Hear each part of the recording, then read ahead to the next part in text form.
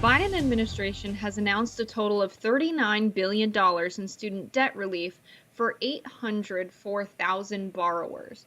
This is his last effort in student loan debt forgiveness after the Supreme Court struck down his plan to give $10,000 in student debt relief to low and middle income borrowers and up to $20,000 for Pell Grant recipients last month, The Hill reports. The Education Department said today that the relief is being provided to income-driven repayment plans where the federal government cancels remaining balances for the borrower after they have made their payments for 20 or 25 years. The department said it will notify eligible borrowers in the coming days, according to The Hill. Jess, I got to tell you, I have a different opinion on this from a lot of my conservative friends, and I have had a lot of fierce debates on this student loan forgiveness plan. And I certainly get and respect the opinion of, well, people have paid, what do we do for them? And my response to that has typically been, well, maybe we should give a tax credit for individuals that have indeed paid back their student loans. But for Black Americans in particular, who typically have to borrow way more money than our white counterparts, this would have been a substantial blessing in terms of leveling the playing field to help Black college graduates create and foster more wealth. You have a lot of Black students who start college and who cannot finish because they can't pay. We don't often talk about that. And so there are a lot of individuals and communities of color in particular who really would have benefited from this. And so my hope is that we figure this out, because I think people do need relief. And if we talk in terms of leveling the playing field from wealth disparities from Black, white, Latino to white, we have to get to work. And this was, in my opinion, a plan in the right direction.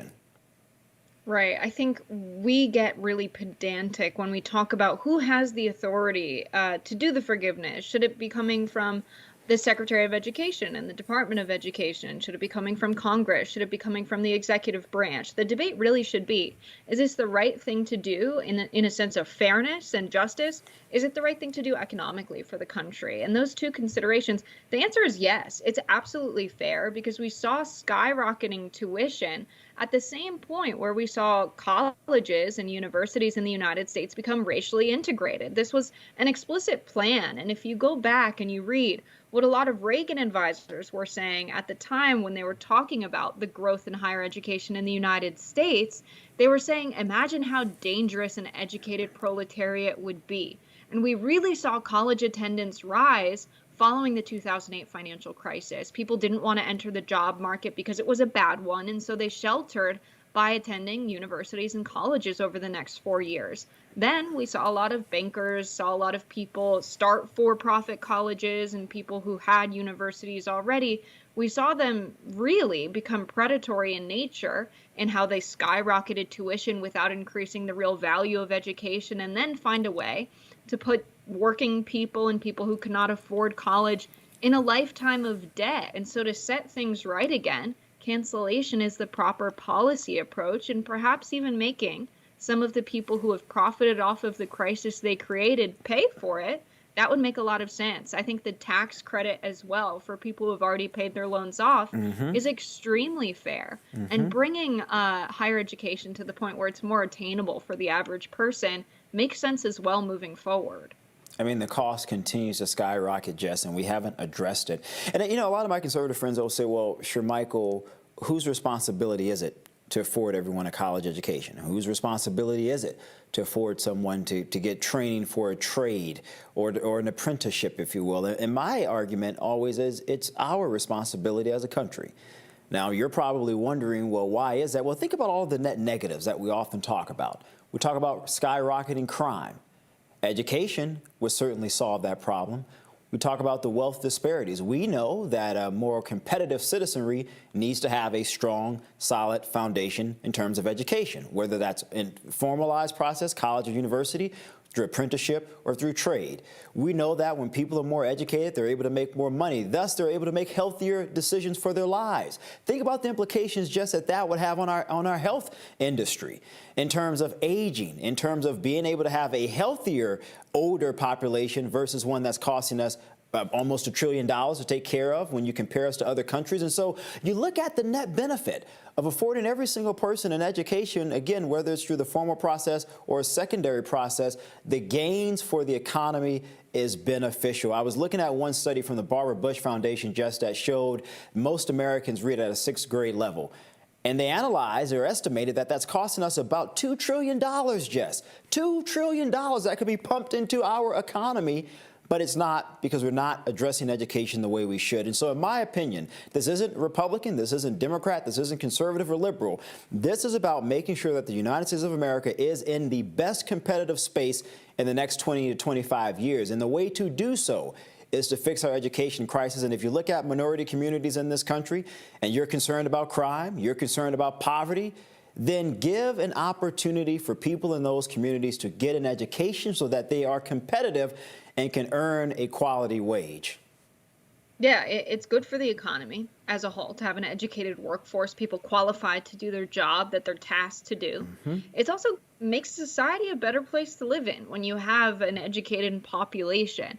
When I think about the current debates we have politically, a lot of them are centered around, should we have public goods? What is the government for at all? People came together and said, if we pool our resources together, we can have much better schools than if you or I, sure, Michael, just decided we're going to hire a teacher to teach our kids. This is a part of the benefit of living in a society. Adam Smith, who's considered the father of capitalism for some reason, is someone who theorized that human beings became the dominant species on the planet because we learned to work together and accomplish more than we could separately. There are certain things that we can provide because we are all productive working members of our society. We can have roads to drive on. We can have good schools. We can have trade schools in addition to higher education universities. We can have a publicly funded retirement for people who want to retire after working for all of their lives. There are a lot of things that are now called into question. Why? Because there are a lot of companies and corporations who see, well, if we privatize healthcare, if we privatize education, if we privatize Social Security, we can make a lot of money off of it by charging people more than maybe they value it, or maybe we value this so much we want to guarantee it for the people. It's good to have a market and have a free market, but there are some things that people value so much that we can afford to provide up as public goods that we all would like to get at a much lower price than we would pay in if we were paying a corporation that was trying to profit off of our consumption of it. There are some things that should just be guaranteed to live in a good society, and education is certainly one of them. No, I agree 100%. I mean, Jess, as I said, this to me isn't about partisan politics. This isn't a left or right issue. I think about China. China just pumped in, I believe, $250 billion, Jess, about 2 or 3 years ago. The Chinese government, that is, into higher education. While we in the United States debate whether or not we want to even afford the next generation of leaders a proper education. How can you compete against the second largest economy in the world if they surpass us academically? And just according to every metric, mathematics, science, now writing, now even the arts, which may baffle some of our viewers, the Chinese, they're now surpassing us, Jess. I mean, if you look at where the United States ranks in terms of science and math, we're in the low 20s, some estimates in the higher 30s. And so when you look at these metrics and numbers, you have to ask yourself whether you're a Republican, whether you're a Democrat, are our leaders making the right decisions in terms of making sure the best interests of this country in the long run is being put forth? Or are they more focused on interest groups or major corporations or major banks that back these loans, that seem to be more interested in making a profit than the welfare of the student? Again, this isn't a partisan issue.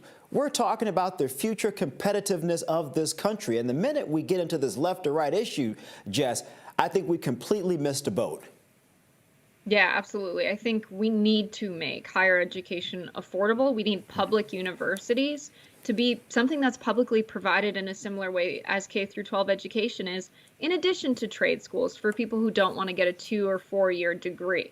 That's just common sense. And the way this issue's currently been framed, as there are a lot of people who would have liked to have the chance to go to college and then have all of their debt canceled, okay, those people should have the opportunity to achieve higher education and get a degree if they would like to. But also, we need to do something about all of the people that have been the victims of price gouging on behalf of people who wanted to profit off of the student loan debt crisis. There's a word in economics for that behavior. It is price gouging when you have an increased demand for a good or service, and then the price for that good or service is increased without increasing the value or quality of that good or service, simply because demand is increased for something that is a necessity for people, which education is. That's price gouging. You can't do that. And to correct that predatory economic behavior, the government should step in and say, we are canceling student loan debt. Moreover, we could input, windfalls profits tax on all of the people who have profited off of the student loan debt crisis. There are things we can do, set things right in the past and have a path forward. And the way this conversation has solely been around the legality, when the Higher Education Act of 1965 very explicitly grants this authority to the Department of Education. It's just unnecessary to have this argument as whether or not it's legal, and instead have the conversation whether or not it's right, and have Congress pass new legislation so that they do have the authority to set things right when it comes to the student loan debt crisis and the greater crisis around higher education in the United States. I mean, look, Jess, I'll say this before we go. If you're a conservative and you're tired of dealing with rising crime, that's a big topic in the country right now. You're tired of dealing with drugs or the opioid pandemic. I looked at a comparative analysis from the Brookings Institute and the Conservative Heritage Foundation. And both of those institutes showcased an educated populace makes better decisions. You're more than likely to not commit crime. You're more than likely not to commit a violent crime. You're more than likely not to find yourself addicted to medication or other types of horrendous drug usage because you're able to compete in the workplace. You have the comfort, the financial security of providing for yourself and your family. We cannot get caught up into this left or right issue because the net benefit is for all of us. More Rising after this.